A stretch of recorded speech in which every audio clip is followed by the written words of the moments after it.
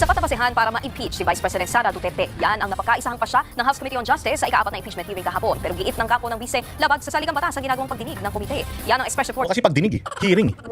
Hearing kasi nga, you're only investigating or you're only looking for the probable cause. Naghi-hearing ka na.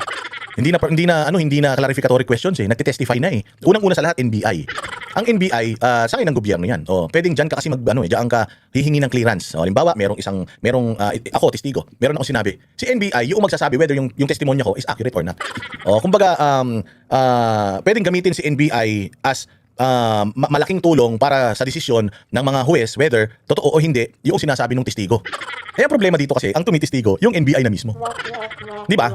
Hindi yung NBI na mismo. So parang sinasabi na ng NBI na may kasalanan talaga itong si Inday Sara. So ako bilang judge, kanino ako ngayon magtatanong? Kung ikaw na mismo nag-aakusa na kay Inday Sara. Di ba? Kanino ako bilang huwes, kanino ako ngayon kukuha ng pagdidesisyonan ko whether tama o hindi or may basihan yung demanda nila or wala. Ikaw na dapat na patas ka, ikaw mismo yung nag-aakusa. Doon pa lang mali na Di ba? So hindi dapat unang-una sa lahat ang NBI hindi dapat sila talaga pumupunta diyan at nagte-testify. First off, may kaso, may ebidensya. Yung ebidensya titingnan mo lang, sapat ba? Kung hindi sapat, hindi mo isasama sa kaso. Pero kung sapat yung ebidensya noong nag-aakusa, bakit yung ebidensya na nag-aakusa kasama yung testimonya ng NBI? Dapat Senate ang nagpapatawag sa NBI. Pagdating dito NBI, balita ko nag-conduct kayo ng investigasyon patungkol dito sa death threat ni Inday Sara. Anong findings ninyo? Yun ang pagdidesisyonan ng Senado. Hindi dito pa lang sa Congress ginawa na nila. Sa Congress pa lang inilabas na nila yung investigasyon ng NBI. Anong tawag doon? Di fishing expedition yun. Akala ko ba clarificatory questions lang ang pwede? Bakit may mga testimonials na nagaganap? Ni Marian Enriquez. Sa unanimous vote na 53 in favor at walang tumutol, nakitaan ng House Committee on Justice na may probable cause o sapat na basihan ang dalawang reklamong impeachment laban kay Vice President. Grabe yung asawa ni Barbers. Yung asawa ni Barbers, sabi nila si Inday Sara daw kailangan daw magpatingin ng utak. Palagi ko dapat mauna yung asawa ni Barbers magpatingin ng utak. Sinong tarantadong magbabayolate na lipstick? Ano mo, parang baliw. Violet yung damit, violet din yung lipstick. Gago, hindi na uso yan. Putang ina, ka, nasa children's party ka? Ano yung kasal? May team? May motive? Walang hiya talaga. Sabi ko nga, ang dami nila sinasabi dito tungkol sa well-being ni Inday Sara. Gago, kayo magpatingin. Hindi naman kayo mga psychiatrist, hindi naman kayo mga doktor. Kina-question niyo yung well-being ni Inday Sara. Ba't yung well-being ni Bongbong di niyo i-question? Tangina, mali-mali yung mga ibinabalita. Puro katarantaduhan yung mga lumalabas sa bibig, pautal-utal. Tapos putang ina, ngiwi ng ngiwi. Bakit hindi yan ang ipa-check niyo? Bakit si Inday? Normal lang naman sa isang tao ang magalit. Ikaw, putang ina mo, hayupin kita. Hambalusin kita ng walang kaabog-abog. Hindi ka magagalit. Di ba? Sinasabi nila kailangan daw magpa-check up ni Inday Sara dahil sobrang magagalitin. Putang ina ninyo. Sino ba naman hindi magagalit? Nagtatrabaho yung tao, tinatarantado niyo ng tinatarantado. Pinadala niyo yung tatay sa ibang bansa. Putang ina yung kanyang chief of staff ikinulong niyo pa. Tapos kung ano-ano ang mga ibinibintang niyo sa kanya, hindi siya magagalit. May tama siya sa utak kapag hindi siya nagalit sa mga ginagawa niyo. Kung halimbawa, marami na kayong kahayupang ginagawa kay Inday, tapos si Inday patawa-tawa pa rin. Wala pa rin kwenta kay Inday yun, hindi man lang siya tinatamaan. Yun, baka baliw na si Inday kaya hindi niya nararamdaman. Para si Bongbong, yung galit ng taong bayan, yung pagkasuka ng taong bayan sa kanya, hindi niya nararamdaman, hindi niya naririnig at hindi niya pinapansin. Yun, may tama na sa utak yun. Baliw na yun pag gano'n. President Sara Duterte. Is there any objection? Perky yung boses ha. Is there any objection? Ang taas ng energy natin, mama. Taas ng energy natin. What's in it for you, madam? What's in it for you? Gaano kalaki ang nakubra mo dito sa pinagagawa mo na to? Because again, sabi ko nga sa inyo, kahit gaano kalaki yung pera na yan, the stress that it will give you pag naging presidente si Inday Sara, wala na. Lahat yan, saglit na kasiyahan lang yan, makukuha ninyo. But when Inday Sara is president, yari kayo. Ubus kayo lahat, maniwala kayo. Hearing none. The hearing is suspended until May 4, 2026. Tapos sino nagpapalakpakan? Nagpapalakpakan yung mga makabayan. Kasi sino ang magbe-benefit? Sabi ko nga sa inyo, who will benefit from this impeachment? Are we gonna benefit from this impeachment? Tayo mga Pilipino, are we gonna benefit from this? No. Why? Mawawalan tayo ng Inday Sara na baka mas magaling pa kay Pangulong Duterte sa pamumuno kasi mas bata ang isip, mas mataas ang energy, mas malakas ang paninindigan. Tapos may puso ng nanay. So baka mas magaling, baka mas maging magaling pa si Inday Sara kay Pangulong Duterte pagdating ng 2028. Ngayon, pag hindi siya umupo, kawawa tayo. Bakit? Kasi may mauupong iba. Hindi natin yung alam kung yung uupong iba kung hindi Duterte yan, tanggalin natin yung mga Duterte muna. Kasi alam natin, pag na-impeach naman si Inday Sara dito, merong Duterte na mag-emerge. Duterte pa rin naman na magiging presidente sa 2028. Ano na yun? Sure na tayo. Kaya nga sabi ko, ano kayang iniisip nitong mga nitong mga congressman na ito na habang buhay nasa kapangyarihan sila? Even if ma-impeach si VP Sara, kahit sinong Duterte ang tumakbo basta nasa tamang edad na, mananalo sa 2028 elections Dahil Duterte talaga yung gusto natin Di ba? Kahit nga hindi Duterte, basta itinaas ng kamay ng mga Duterte, sigurado yan ang iboboto ng taong bayan pagdating ng 2028. May pakinabang sa atin. Sa kanila, malaking pakinabang. Pag kasi Inday Sara hindi naupo. Bakit? Una, hindi hahabulin. Walang hahabol sa mga ginawa nilang kabulastugan. Pangalawa, tuloy-tuloy ang pagnanakaw, tuloy-tuloy ang drugs, lalo na itong mga makabayan. Tuloy-tuloy ang mga panghahayop ng mga NPA sa bayang Pilipinas. So, sa kanila may silbi kung si Inday Sara hindi mauupo, mga kriminal sila. Pero sa atin mga Pilipino, may silbi sa atin yan. Putsang ina, dadami NPA, dadami drugs. Tataas ang krimen. Nakita niyo nakaraan putsang ina yung mga riding in tandem kahit tanghaling tapat. Kahit sa matraffic na lugar, namamaril na lang ng ganyan-ganyan. Nakita niyo yung gulo ng Pilipinas ngayon. Gusto niyo pa ba magkaroon ng ganyang klase ng Pilipinas sa 2028 onwards, mga bossing? Oh, tingnan niyo yung mga sarili ninyo. Ito mga congressman na ito. Oh, sa gulo na nangyayari sa bayang Pilipinas ngayon. Ano ang ginagawa nila para matulungan tayo bilang mga Pilipino, bilang mga constituents nito, mga hayop na ito? Anong ginagawa nila para matulungan tayong makaahon sa hirap sa pang-araw-araw na struggle natin? Wala. Ito inaatupag nila. Ito inaatupag nila. Kaya ako, sigurado ako maraming mga nanonood sa akin sa mga distrito, iba-ibang distrito dito sa Pilipinas. Tandaan ninyo, nandito ba yung mga congressman ninyo? Kung nandito yung mga congressman ninyo, itakwil nyo na yan. Ngayon pa lang ikampanya nyo na yan. O kasi hindi talaga boses ninyo yung nire-represent ng mga yan. Ang nire-represent ng mga yan, yung personal interest nila. Ano yun? Mga kontraktor yung iba dyan. Sindikato yung iba dyan. Drug lord yung iba dyan. Kurakot halos karamihan yan. O nakinabang ba kayo? Hindi. May mga bagong proyekto ba sa mga distrito ninyo? Wala. Kasi lahat nasa bulsa nila, tas iboboto nyo pa? O. Kumbinsido silang may nangyaring pang-aabuso sa kanyang confidential funds. May hindi pagdedeklara ng tama sa kanyang statement of assets, liabilities, and net worth o SALN dahil hindi tugma sa bilyon-bilyong piso. Yun ang meron daw. Ang kinakaso nila kay Inday Sara ay una, meron daw pagwaldas ng kanyang confidential funds. Confidential funds. Sigurado ako pag nanalo si Inday, bubuksan niya lahat ng confidential funds. At sigurado ako yung mga confidential funds noon, retroactive to. Mga confidential funds noon na hindi klaro, sigurado ako bubuksan niya yan. Oo. Sigurado ako dyan. So confidential funds yan, sagot na yan eh. Lahat nga ng Pilipino naniniwala eh. May pagwawaldas pa sa confidential funds dahil doon sa Mary Chris Piatos. Tingnan mo, nauubos yung mga ano ngayon. Nauubos yung mga NPA ngayon. Ang daming mga namatay. May namatay noong nakaraan na 11, may namatay pa na 7 nito lang. Malaking numero yan. Oo, malaking numero yan. So ibig sabihin, yung intel gathering ni Mary Chris Piatos laban sa insurhensya, ayun, ngayon ito nagmamaterialize na. So happy ba tayo dun? Oo naman. Sa tingin ba natin ninakaw yun? Hindi. Hindi. Bakit? Kasi nakita may mga resibo, may mga nag-receive eh. Kaya nga lang, yung mga nag-receive wala sa NSA, di ba? Wala sa PSA. Yung mga nag-receive, mga aliases, which is, naiintindihan naman natin yun. Di ba? Kapag ang PDEA, nagbigay sila ng, ng pabuya sa kanilang mga asset na nakapagpahuli ng malalaking pusher, hindi ba nakadisguise yan? Hindi rin naman tunay na pangalan yan. Nakamaskara, as in, walang makitang naka-long sleeve, naka-jacket. Okay, kasi nga, pinapangalagaan yung confidentiality nung kanilang asset. Ganun din kay Inday Sara. Napakadali nilang i-depensa ito sa pagdating sa korte. O pangalawa, SALN. Anong problema sa SALN niya? Naka-declare naman sa SALN niya. Naka-declare din naman yung mga business ventures nila. O, nakita naman natin, palpak naman talaga yung pag-add nila ng mga bank transactions. Oo, kasi binabase nila yung pera niya sa kanyang bank transactions. Ito lang yung SALN mo, pero may billion ka ng bank transactions.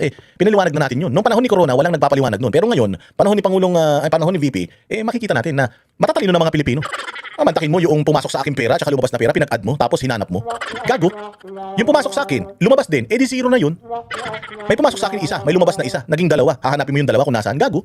Nakalagay na nga sa dokumento na na transactions yan eh. Inflow and outflow, pag pinag-add mo, that's bank transaction, considered as bank transactions. So doon pa lang tapos na sila eh. Ano pa? Yung threat daw niya sa presidente, naipaliwanag na rin yun, ang sandamukan ng mga abogado eh. Conditional. Wala siyang sinabing pangalan. Kahit na sinabi ng no joke, wala siyang sinabing pangalan. Conditional lang. Sabi niya, pag namatay ako, pag pinatay nila ako, patayin mo rin sila. So that's conditional. Pwede nga niyang iutos sa asawa niya yun eh. Mans, pag pinatay nila ako, patayin mo din sila. Pangako mo sa akin ha. Di ba ganyan naman yung mga ganyan naman. Halimbawa, ikaw, may jowa ka. Di ba may jowa ka, sabi mo, pag namatay ako, mag-aasawa ka pa ba? Pag sinabi mong oo, yari ka. Syempre ikaw, sabi mo, pag namatay ako, huwag ka mag-aasawa ha. Huwag ka nang iibig muli, gusto ko ako lang, mumultuhin ko kayo. Hindi ba? Pero ako, naasawa mo, mangangako ako sa'yo, sige, huwag ka mag-alala. Pag namatay ka, hindi kita ipagpapalit, ikaw lang ang mundo ko. Putang ina, wala pa 1 linggo, hindi pa nabubulok yung bangkay doon sa nicho. May shota ka ng iba. Gets din nyo? Napakadali eh. Pwedeng ako, kapatid. Pagka may nangyari sa akin, pangako mo, papatay mo rin sila. Pag pinatay ako, papatay mo rin sila. Hindi ba? Alam mo yun, pwede naman kwentuhan lang yan. Pwede naman usapan lang yan. Is it an active threat? Hindi naman, magiging threat lang yan. Magiging active threat lang yan or magkakaroon lang ng active threat kapag ka nasunod yung kondisyon niya, which is mamatay siya at patayin nila. Paano kung siya namatay sa dengue? Namatay. Ma-activate ba yung kanyang sinabi na pag pinatay nila ako, patayin mo rin sila? Ang usapan, ang kondisyon, pag pinatay nila ako. Kung namatay siya sa namatay siya sa bangungot. Kung ako yung kinausap niya, papatayin ko yung mga sinasabi niyang gusto niyang patayin ko. Namatay naman siya ng natural cause. Gets ninyo? Tangina niyan, ang tatanda niyo na eh. Patanga-tanga pa kayo? Ano pa? Ang transaksyon sa bangko at pinagbantaan niya ang buhay ni Pangulong Bongbong Marcos. Sa huling araw ng impeachment hearing ng House panel, sumento ang Pinagbantaan niya yung buhay ni Pangulong Bongbong Marcos. First, una sa lahat, ko sinasabi sa inyo, never mo marinig kay Inday Sara na pinagre-resign niya si Bongbong. Never mo marinig kay Inday Sara na sinasabi niyang hindi ka nakarapat-dapat presidente, lumayas ka na dyan. Wala na siya sinasabing step down. Wala na siya sinasabing huwag kayong sumunod sa gobyerno. Walang ganun. Hindi nga niya sinasabi yun, yung patayin yung presidente. Kalinaw-linaw naman. Nandiyan ako nung meeting na yan. Nandiyan ako, nakikinig ako. Zoom meeting yan eh. Nagtanong sa kanya yung Project Romano, project ganito. Kasi nga sinasabi ni Inday Sara na meron ng mga series of assassination attempt sa kanya. Meron ng mga ilang beses na nag-attempt na i-assassinate siya. So ang tanong, natatakot ka ba sa buhay mo? Hindi ka ba natatakot sa security mo? Yun ang tanong eh. Sinagot lang niya yung tanong. Anong sagot niya? Huwag kayong mag-alala sa security ko. Kasi may kinausap na ako na tao na kapag pinatay nila ako, sinabihan ko sila na patayin din sila. See? Yun yung istorya eh. Chinap-chap nila eh. Doon lang sila sa nagbabanta. Ano yun? Gumising si Inday Sara ng isang beses na pumunta sa camera tapos nagbanta. Abogado yan. Di naman yung kasintangan ninyo. And let us also consider yung emotions niya during that time kasi putyang ina, mantakin mo ikinulong nila yung ano niya, yung chief of staff niya. Ikinulong nila nang walang kaabog-abog tapos ililipat nila ng ibang kulungan ng walang order ng Kongreso. Kasi siyempre magagalit ka. So considering all the pressures, talagang makakapagsalita ka. 'Di ba? Talagang makakapagsalita ka. Naipaliwanag naman niya yun. And ang dami din ng mga lawyers na mga legal luminaries na nagsasabi na there's no threat doon. Lalong-lalo na yung sinasabi na pupugutan ng ulo, yung pupugutan. Sinasabi ni Inday Sara during that time, galit na galit ako sa kanya sa sobrang galit ko. Alam mo, ini-imagine ko, sarap pugutan ng ulo nito. Sinabi ba niya na pupugutan ko siya ng ulo bukas ngayon sa makalawa? Walang ganun. Sa sobrang galit daw niya kasi pinahiya niya yung may pumuntang kadete ng PMA na nanghihingi or ina-arbor yung relos ni Bongbong, sobrang mahal ng relos. Sabi niya, why would I do that? Nung narinig daw ni Inday Sara yung talagang nagpanting yung tenga niya, sa isip niya ha, parang sarap pugutan ng ulo. Pero sa isip lang niya yun. Di ba? Anong threat doon? May nangyari na ba kay Bongbong? Kung halimbawa sinabi ko, alam mo, ang sarap pugutan ng ulo nito. May mga video ako ng gano'n. And then kinaumagahan si Bongbong, nakita mo pugut na yung ulo. So sinong suspect siya? Si Inday ang suspect. Bakit? Kasi nga, sinasabi ni Inday sa kanyang mga press ko na gusto niyang pugutan ng ulo. So kung merong tao na may interest na pumugot ng ulo sa kanya, si Inday yun. Sinabi niya pugut na ba ulo ni Bongbong? Hindi naman. Di ba? Pwede mo lang gamitin yung testimonya ni Inday Sara na gusto niyang gilitan ng leeg si Bongbong. Kapag natagpuan mo si Bongbong na patay, nagilit yung leeg. Hindi, nagja-jumping jack pa. Panay pa ang padala ng fake news pag papakalat ng fake news. Lakas-lakas niyan. Diyos ko po, poprotektahan niyo yan. Walang hiya kayo, nakadiri kayo. Talakayan sa mga video ni VP Sara, gaya ng pagbanta sa pamilya ni Pangulong Marcos. Ninyong lahat. Nagmumura na siya dyan. Considering the emotions, dahil nga, kung siyang tinatarantado siya Lahat na lang ng mga nakadikit sa kanya gustong ipakulong ng kamera nung mga panahon na yan So talagang magagalit ka. May baliw si Inday na ganito ang inaasal niya. Ang baliw, kayo.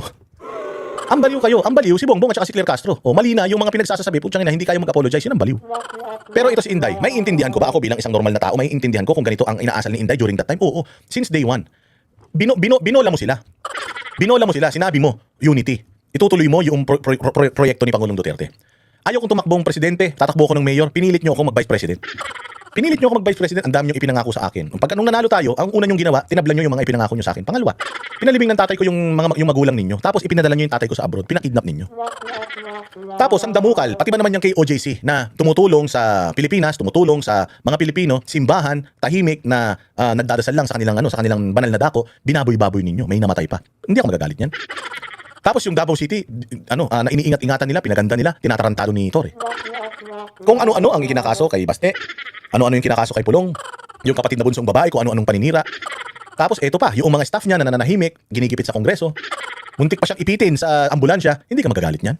Kung hindi ka magagalit sa mga ganung bagay, abnormal ka. Baliw ka.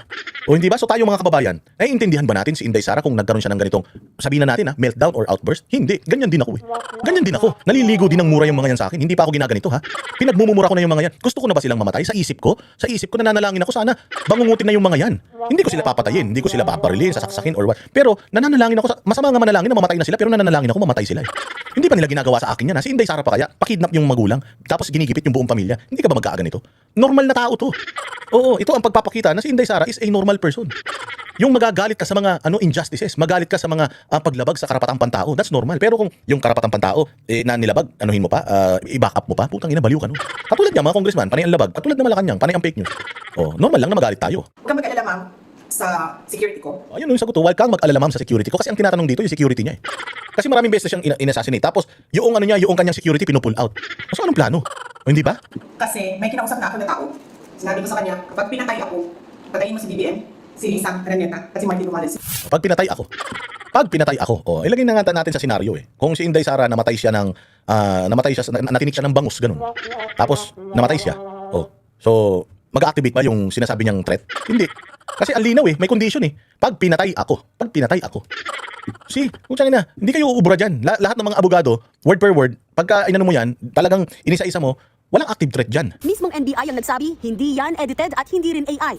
Nakitaan din ng National Bureau of Investigation o NBI na may reasonable certainty of conviction. Kaya naghain sila ng reklamong 3 counts ng grave threats at 1 count ng inciting to sedition laban kay VP Sara. There's no room for interpretation. Hindi mo na kailangan ipaliwanag. That is an actual threat to the president and to the wife and the former speaker. No, it's not a threat.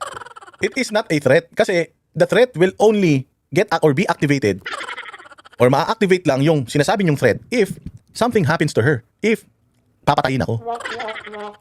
Naipaliwanag niya nun. Pero maganda. Sabi ko nga kung ito yung mga dadalhin dyan sa Senado, kung ito yung mga iaakit dyan sa Senado, with Marcoleta, with Chis Escudero na mga abogado, with Cayetano, na 2 Cayetano na abogado. Sino-sino pa yung mga abogado dyan? Wag na si Kiko, Pangilinan, tanga naman yun. Hindi to lulusot sa kanila. Kalinaw-linaw Pag tinagalog mo, hindi, lalong maiintindihan pag tinagalog mo O syempre, ito si Matibag, gagawin niya yan. Kaya nga umalis yung NBI director nung una eh. At yung pumalit sa kanya na NBI director, tinanggal din nila eh. Kasi hindi nila kayang gawin yung ginagawa nito ni Matibag na wala ring hiya. Si Matibag parang si General Torre din yan. O na sa alang-alang sa posisyon, gagawin lahat kahit mali na. O pero sabi ko nga, it's not worth it. No? Attorney Matibag, Director Matibag, it's not worth it. Why? Hindi naman kayo forever na nandyan yan. Yung ano naman, yung presidente naman na sinasandigan ninyo, hindi naman yan forever na nandyan yan. Yung pera naman, if ever na meron kayong mga kinikita dito out of this, sigurado naman ako na hindi naman yan hindi nyo naman madadala yan sa impyerno pupuntahan ninyo. So it's not worth it. But then again, marami na silang tao na ginamit para babuyin ang mga Duterte. Akusahan ng mga Duterte. Worse, meron pang Trillanes na talagang matindi ang kanyang conviction sa mga Duterte. Accusations niya, matindi. Hindi nga nila napapatumba Duterte, ikaw pa kaya Matibag. Imaginein mo na lang Matibag kung ano ang pwedeng mangyari sa iyo pagdating ng panahon na wala ka na sa kapangyarihan. Good luck sa iyo, sir. Kinumpirma rin ni NBI Director Melvin Matibag na may lead na sila sa umano'y assassin na posibleng kinausap ni VP Sara. Bukod sa video na yan, binusisi rin pati na ang video ni VP Sara na aniya pagputol sa ulo ng kanyang mga katabi. If you could see the whole video that was submitted, Your Honor, it is the President that was referred, Your Honor. The President. Yes, Your Honor. Malinaw para sa komite na impeachable offense ang mga pagbabanta ng bise. This is not Sa tulad nun, hindi yun pagbabanta. Sabi ko nga sa inyo, hindi yun pagbabanta. Ano yun? Paglalabas lang ng kanyang nararamdaman towards a person. And during that time, nung nangyari yung, galit na galit ako, gusto ko siyang gilitan ng liig. So, sobrang galit ko during that time. Pero, wala siyang sinabi doon na, gigilitan ko siya ng liig ngayon, bukas, at magpakailanman. Walang ganun. Walang ganun na sinabi si Inday Sara. And as I've said, Inday Sara is not just a normal person. She is a lawyer. At hindi lang basta lawyer. Mataas ang grado ng bar exams and pumasa pa sa exams ng pagkahuwis. So no matter how you try to twist it, hindi naman tanga mga Pilipino maniniwala sa inyo. And even if, let's say for example, baka nga kung sabi ko sa inyo, the fact na tuwan-tuwa yung mga Pilipino na nababalitaan na may colon cancer, nababalitaan na namatay na yata, code blue, tinakbo sa ospital, tuwan-tuwa nga yung mga Pilipino eh. Di ba? Tuwan-tuwa yung mga Pilipino na yan daw presidente natin eh. Malapit na matigok, hindi na nga daw yan yung totoong presidente, sabi nila eh. Tuwan-tuwa nga yung mga Pilipino sa mga balitang yan eh. So paano mo pa mapapaniwala o paano mo magagalit yung mga Pilipino dito sa mga tinuran ni Inday Sara na ito? If something happens to the president, parang feeling ko mag-i-enjoy pa nga yung mga kababayan natin. simply a threat punishable under a statute. This is not simply a threat that is defined under the revised penal code, but this is an impeachable offense which violates the Constitution. Kung hindi tama ang ugaling ito para sa second highest official of Takira si Tabingi Si Bingkong Kung hindi tama ang ugaling itong mga NPA na to, di umano sige, ano sasabihin nitong baklang Tabingi na to? Sabi ko nga sa inyo kaya tumabingi yan, na ano yan ng masamang hangin eh. Nahangin na ng masamang hangin. Malamang chumuchupa yan ng patagilid. Kaya ganyan. Karma. Tingnan mo. Puro karma ang inaabot. Malapit na rin atakihin to. Pagdating na 2028 po, dyan na baka yung stroke nito matuloy na. the land, mas lalong hindi po ito karapat-dapat para sa isang tao na nag-aambisyon na maging highest official of the land. Gusto namin yan. Gusto namin yan. Gusto namin yung ganyang katapang. Ayaw namin yung katulad ni Bongbong na tanga. Gusto namin ganyan, yung matapang, yung nananapak. Gusto namin yung ganyan, yung kamay na bakal. Gusto namin yan. Kayo lang ang may ayaw. Kasi nga, kapag ganyan kainit ang ulo ng presidente, lalong-lalo na sa mga komunista, putang ina, hindi na kayo makapag-recruit na naman. Yari na naman kayo. Mauubos na ang lahi nyo. 6 na taon natutugisin na naman yung mga na-recruit ninyo para mag-rebellion sa Pilipinas. Dapat nga kayo ang wala talaga eh. Kayo talaga ang wala kasi sinabi na nga ni Joma Sison na kayo daw ay legal front ng CPP, NP, NDF, which is yung armadong grupo ng mga komunista. Dapat nga kayo ang wala dyan eh. So, hindi natin alam bakit nandito pa itong mga to. Samantala, lumutang ulit sa pagdinig ang mahiwagang green box ng Bureau of Internal Revenue. Laman yan ang income tax returns ni VP Sara at ng mister niyang si Attorney Man Scarpio. Hirit ng ilang kongresista. Katulad yan, yung income tax return na yan, Diyos ko sabi ko putangin na ninyo, tatangan nyo talaga. Income tax return. Ibig sabihin, yaan yung mga buwis na binabayaran nila. So, legal itong mga dokumento nandito, oo. Pero gagamitin nila ito para ibangga doon sa kinikita nila. Walang illegal dito sa ITR eh. Oo, at saka mabuti na rin yan na kumbaga ang dapat na nag-check whether itong mga ITR na ito ay sapat ba. BIR, which is nag-issue na yata ang BIR ng letter of authority para i-audit yung kanilang mga negosyo. I don't think na dapat tanggihan ng mga Duterte yan kasi alam ko naman legal yung kanilang mga negosyo. Wala naman silang siguro kaya nga may mga BIR payments or BIR documents sila kasi nagbabayad sila ng tamang buwis. So anong problema doon? Kaya nila hindi binuksan to, mga bossing. Because alam nila, hindi naman nila pwedeng gamitin tong mga BIR documents na to. Aside from the fact na illegal kapag binuksan nila, takot na rin sila. Kabadong-kabado na rin sila kung bubuksan ba nila ito o hindi. Ngayon, inuurot nila yung mga tao. Merong box, nandito yung ebidensya. Ulul, walang ebidensya diyan. ITR lang yan eh. Listahan lang yan kung magkano yung buwis na binayad nyo taon-taon eh. Anong ebidensya nandiyan dyan? Maibabangga natin itong ITR. Ito ay itong mga income tax return nila sa kanilang mga negosyo. Di ibangga nyo. Dapat naman talaga ibinabangga, ino-audit lahat ng mga negosyo sa buong Pilipinas, ino-audit kung tama ba yung pagbabayad ng buwis o hindi. Ngayon, hindi nila ito binuksan kasi alam nila, hindi nila magagamit yan. Nilagyan lang nila ng konting excitement. Katulad ng panahon ng ERAP na meron yung Jose Velarde ba yun na envelope na ayaw pa buksan. Ginagaya lang nila ngayon na gusto nila yung tao, buksan na yan. Tapos mag-rally, nik-nik nyo, wala nang ganun. Wala namang mangyayaring ganun. Kasi alam naman namin lahat pare-pareho na putyang inang yan, iisa lang naman ang blueprint ng mga katarantaduhan ginagawa ninyo. Yung ginawa ninyo kay Corona, ginawa ninyo kay ERAP, ginawa ninyo sa mga nakaraang mga in-impeach, putya yun lang din naman ang ginagamit nyo. At bukas na yung mata ng mga tao. Hindi nyo na maloloko. Walang kwenta yung box na green na yan. Kung magagamit nila yung box na green na yan, at alam nila magagamit nila yan, binuksan na nila yan. Oh, kabado yarn. Takot yarn. Mapapahiya kayo pag binuksan nyo yan. Buksan nyo na. Sabi si Marcoleta, sabi buksan nyo na. I-unbox na yan. Hindi mo natin pwedeng ipadala lang sa Senado na hindi natin alam. Kasi tayo yung magiging prosecutors later. Ayun naman pala eh. Kayo yung prosecutor, dapat kayo ang nakakaalam kung ano yung mga ebidensya na gagamitin nyo na malakas kay Inday Sara. At naghahanap kayo ng mga bagong ebidensya. Eh probable cause ang hinahanap nyo dyan, hindi naman new evidence. Di ba? Kalinaw-linaw. What are you trying to look for dito sa mga ginagawa nyo? Probable cause. Sinabi ba dyan na look for new evidence? Look for additional evidence? Wala naman ganun. Oh, di dyan pa lang, halina kayo. Sabi ko nga sa inyo, kung ito talagang bibilisan ng Korte Suprema, baka walang mangyayari na kagad dito. Ang dami ng paglabag na ginawa nila dito. Parang tayo ang gumawa ng betrayal of public trust. We should let the Filipinos see what's inside that box. Pero tutol, sa unboxing, si Akbayan Party List Representative Shell Jokno, ipaubaya na lang daw ito sa Senado na tatayong impeachment court. If we are talking about probable cause, para sa akin ay nandyan na ang ebidensya. Sapat na yan. Yun naman pala eh. Sapat na yan. Go na. Bakit hindi nyo pa i-go? Takot yarn. Hirap kayo. Alam nyo, hindi lulusot sa Senado yan. O wala na. Tapos hanggang May 4 na lang. Pagdating ng May 4, wala na. Mga ngampanya na si Inday. Lahat ng gagawin ni Inday Sara, pangangampanya na. Wala na. Tinodo na nila eh. Paano pa nila ulit sisiraan si Inday? Media? Wala na. Wala nanonood sa media eh. Tapos na to mga bossing. Tiniis lang natin na marinig itong mga pinagsasabi ng mga congressman sa mga hearing na yan. But after this Congress fiasco, is circus na ito. Wala na, tapos na. O, proceed na ulit tayo sa pangangampanya kay Inday Sara sa 2020. Nakasugat ba ito sa atin? Hindi. Hindi nakasugat to sa atin, mga bossing. Maniwala kayo. Walang kakwenta-kwenta ito. Pagdating kasi nito sa Senate, malulusaw ito. Mag-iiyakan lahat yan. At magiging presidente si Inday sa 2020. Si Sagip Party List Representative Paulo Marcoleta na hindi miyembro ng Justice Committee, pabor din sa pagbubukas ng Green Box. Iginiit na dapat ay walang nalalabag na batas sa pagbubukas nito. May binitawan pa nga siyang linya mula sa isang pelikula. At sinabi rin po ni Popoy sa pelikula, I deserve an explanation. I deserve an acceptable reason. Siguraduhin niyo po na kung bubuksan niyo yan, meron po kayong acceptable reason na naayon sa batas. Di daw si Popoy nagsabi nun, si Piolo daw. O ano naman, si Piolo, si Popoy, si Vice Ganda. Maganda naman yung mensahe niya. Bakit malaking issue sa inyo na nagkamali siya ng kinot na artista? Eh, totoo namang sinabi yan sa mga pelikula yung salita na yan. Napaka-petty ninyo. Puro kayo kakornihan. Sinabayan lang ni Marcoleta yung kakornihan ninyo eh. Ang killjoy nyo naman. Pero hirit ni Akbayan Party List Representative Percy Sandanya. Hindi po siya kay Popoy, linawin ko lang po. Ito po ay kay Papa P, kay Piolo Pascual. O, di chupain mo. Kung kay Piolo Pascual pala yan, gago ka. Ano naman kung kay Piolo Pascual? It's the same thing. Yung mensahe ang tingnan mo. Bobo talaga tong mga komunista na ito eh. Sa pelikulang Starting Over Again. And I hope that as we decide on this matter, this will not lead us to starting over again. Sa huli, 38 kongresista ang bumoto na wag nang buksan ang BIR box ng mag-asawang Duterte Carpio. Ayon naman sa Defense Counsel ng Bise, hindi naman na raw nila ikinagulat ang desisyon ng House Justice Committee. Di na nakakagulat yan. Yung probable cause, noon pa eh. Tangina kami nagawa nyo kaming tanga eh. Nagpropaganda lang kayo dito, nag-trial by publicity lang kayo rito, nag-fishing expedition lang kayo dito. Wala naman kayo napatunayan dito eh. Alam naman na namin, una pa lang eh, na tapos na ito. Putangina, si Bongbong Marcos nga, hindi nag-push through eh. Yung kanyang impeachment, yung kay Inday Sara, mas mahina yung mga grounds for impeachment, nag-push through eh. Nagbotohan kayo eh, ng probable, ng sufficient in substance, form, and grounds eh. O tapos, putang ina, nagpapalakpakan kayo ngayon. Alam na namin yan nun pa. Minamadali na nga namin kayo, dali na yan sa Senado. Baka maunahan pa kayo ng Supreme Court. Muli rin nilang iginiit, hindi na ayon sa saligang batas ang ginawang pagdinig ng komite. Muli namang magpupulong ang komite sa Lunes para aprubahan ang committee report at talakayin ang articles of impeachment. Ito ang ipapasa at pagbobotohan ng lahat ng kongresista sa plenaryo. Target yang gawin sa May 11. Nagbabalik. Oh, di ba? Wala pa kwenta-kwenta.